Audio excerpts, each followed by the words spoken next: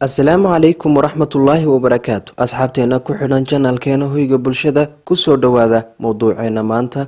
Fadlan haddaad channelkeena ku cusubtihiin fadlan subscribe noo saar kuna soo biir kana mid noqo gambaleelkana furo si barnaamijyadu marka ay soo dhacaan aad ula socodid. mowduuceena maanta waa fariin ku socota wiil kasta oo jecel walaashiis. Xajaaj bin Yuusuf ayaa 3 nin loo soo xiray subaxii marka uu amray in 3doodaba qoorta laga jaro.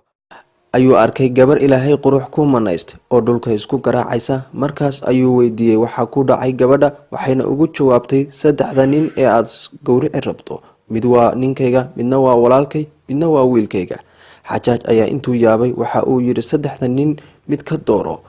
Waxay ku jawaabtay doorasho gali maayo, laakiinse haddii ay doorasho dhab ah noqoto walaalkay ayaan dooranaya. Xajaaj ayaa weydiiyay sababta ay u dooranayso walaalkeed. gabadha waxay ku jawaabtay nin waan helayaa, wiilna waan dhalayaa, laakiin hooyo iyo aabo way gaboobeen, mar dambana wax iima dhalayaan, waayo sidaas ayaan ku dooranayaa walaalkay. maasha Allah ayuu yidhi Xajaaj. waxa uuna amray in 3doodaba la daayo, waayo haddiiba ay walaalkeed dooratay kuwa kalena ay marag u samaysay. waxa uu markaasi Xajaaj uu ku amray in 3doodaba la daayo. walaalow, haddii ay gabari kula dhalatay, ogow waxaad tahay qof adduunkan ugu nasiibka badan.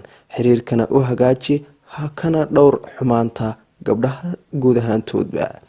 waad mahadsantihiin. fadlan channelkeena subscribe noo saar kuna soo biira saaxiibayaal, lana socda barnaamijyada mar walba soo gala bartan hoyga bulshada. saaxiibayaal, waxaan idinku bishaaraynaynaa inaanu bartan idin soo golin doono barnaamijyo taxana ah oo aanu marnaba ka caajisi doonin, oo toddobaadkiiba 2 barnaamij ama 2 mowduuc oo macquula idiin soo gelin doono.